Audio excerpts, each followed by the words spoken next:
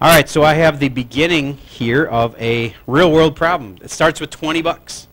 And looks like my 20 bucks is going to grow. How much is it going to grow? What percent? 20% growth. This part in here can be rewritten like this as a 1 plus something or a 1 minus something. If you think of it this way, any number in the world can be written as 1 plus something or 1 minus something, right? Even 0, 1 minus 1. Okay, so I want you to always think of it that way, because then when you get to one that's like this, you won't just completely have your brain lock up and say, what the heck is going on? Well, if you can rewrite that as 1 plus something or 1 minus something, you'll know what's going on. You'll be able to say, oh, well, that's a really small number, so I'm going to go 1 minus something. You can use a calculator to figure out what it ends up being, which is 0.00, no, I'm wrong, 0.99, what would it be, 97? Like that? Yeah. I think that's right. Okay, so now I can figure out, was it growth or decay? It was decay, because it's a minus. And what is the decay rate? The decay is this part. So it's 99% decay, 99.9% decay, if you're going to round it. All right, 99.97% decay, if you really want to be accurate. All right, so those are the toughest kind when they make a really weird number to put in there. But most of the time, it's a more normal number. But even numbers like this throw kids off if they don't rewrite it, because they'll say, oh, it's 200% growth. Wrong. What is it? 100% growth, because you could rewrite this as 1 plus 1, and that's 100% growth. Okay, so any questions so far about stuff you're supposed to already know? All right, now if you were to put this in a calculator, that would also be a skill you'll need for the test, so the little formative you're going to take. So would you please take out your graphing calculator? If you have to borrow one of mine, make it fast. They're in the closet, you know where they are. Actually, wait, now they're on the desk from last hour.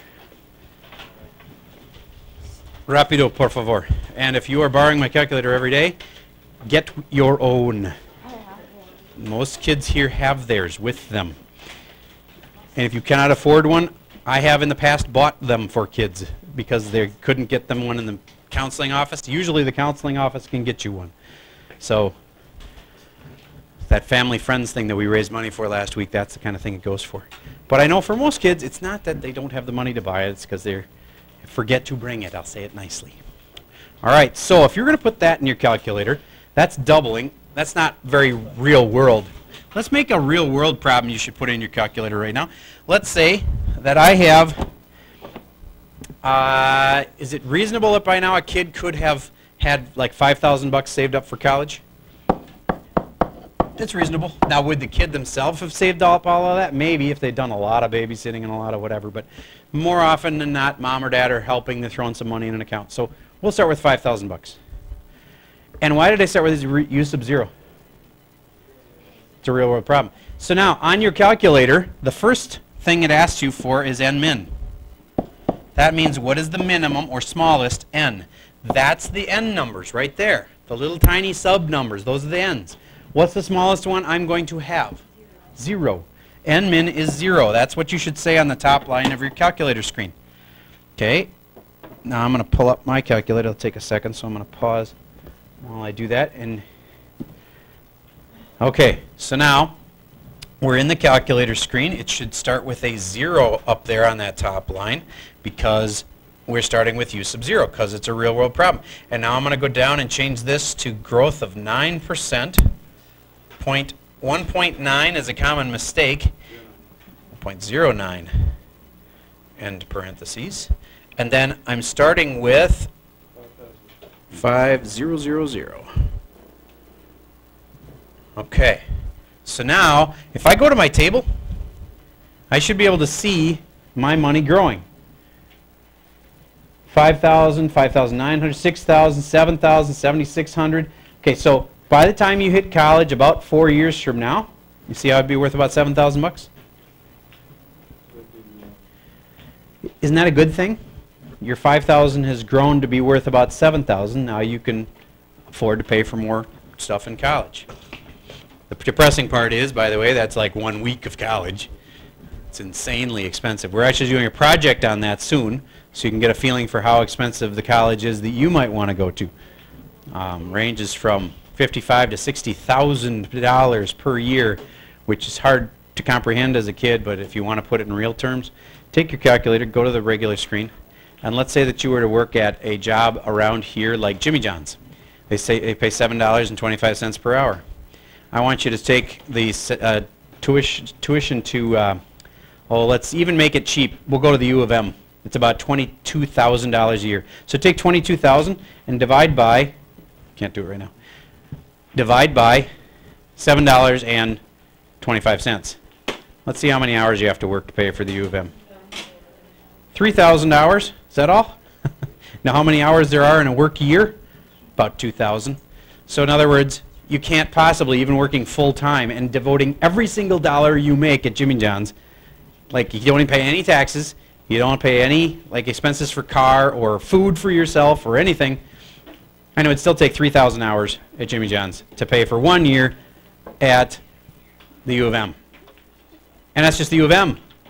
We're not talking about going to like some of the really nice colleges that cost like 55 grand a year.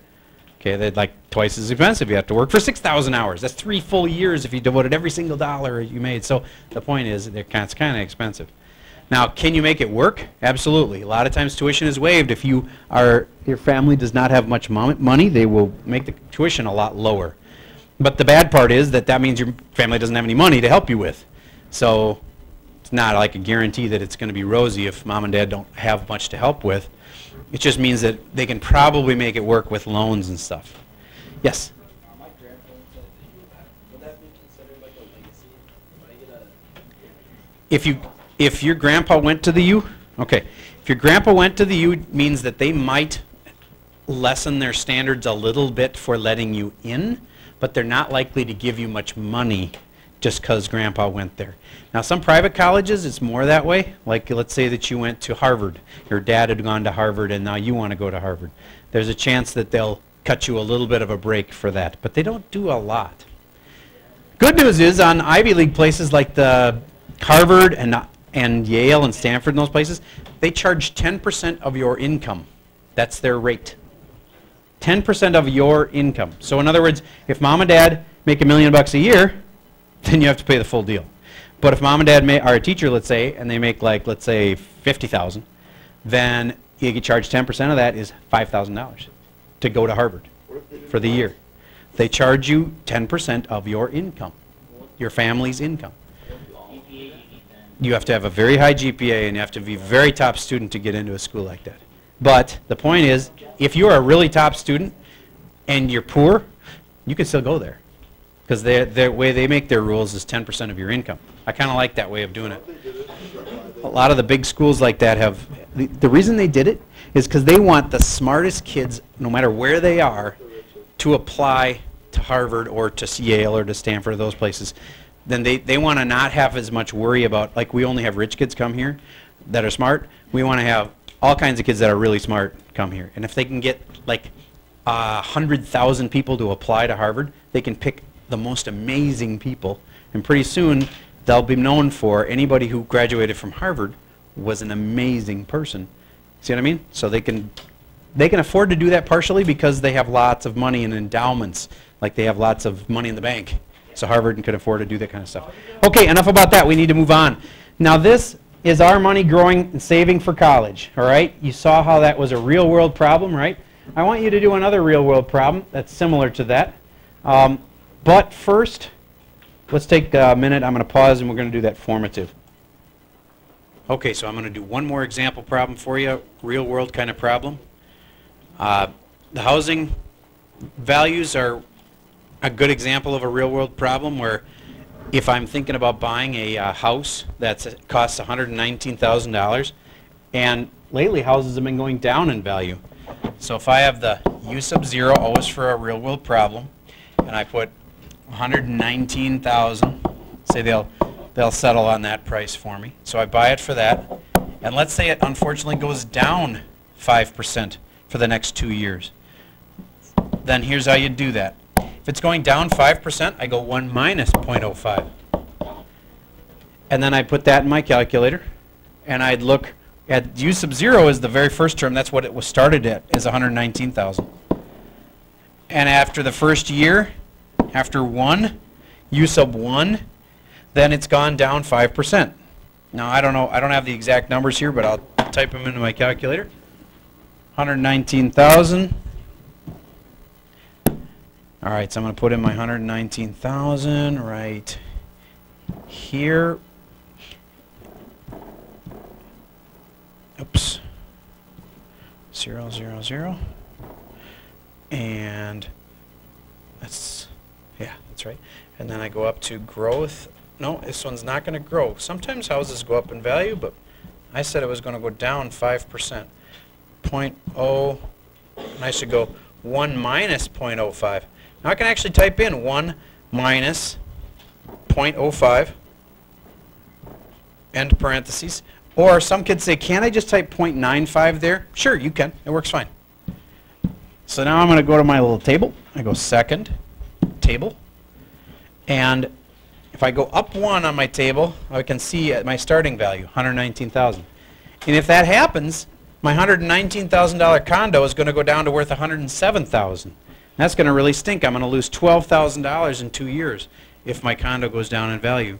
And I bought it as an investment to try to make it go up, so it's really depressing if you lose like 12 grand when you were trying to make money.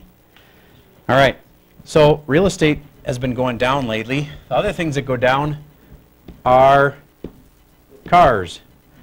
I'm going to do one last example here. This one, it says a car loses 1/8 of its value. That confuses people sometimes. If I'd have said its decay rate is 1/8, which is 0.125, that would have meant the same thing. So then I'd say u sub 0 equals the car's value to start with, 23,999. U sub n equals u sub n minus 1 times 1 minus its decay of 0.125. Now I have to admit that that's decaying a lot. Cars don't usually decay 12% per year. But if they did, then your final result on this one ends up being the car after 6 years would go down to 10,770. If you know how to type this into the calculator from here, it gets really simple.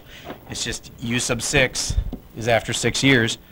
Find that on the chart. It'll be 10,770. So that's depressing. Your car went down from 24 grand to 10 grand. That does happen all the time. People buy a new car and it goes down several $1,000s in value. By the time it's old junker, it's only worth about $3,000. Even a brand new Lexus, like I have a Lexus that I bought used, a brand new Lexus that would have cost $38,000 new and really nice, when it gets to be like 12 years old, that car is worth about $3,000. Whether it was an amazing car at the beginning or a cheap car at the beginning, like a Toyota Camry when it's old, it's worth about $3,000. A brand new, really awesome Lexus when it's old, worth about $3,000. So what I'm saying is if you bought a brand new Lexus and you drove it till it's old, it's still only worth $3,000. So everything ends up getting down to old cars that are, you know, are still working but barely, are worth like 2 to 3 grand, no matter whether they started expensive or started cheap. All right, that's all I got for you for today.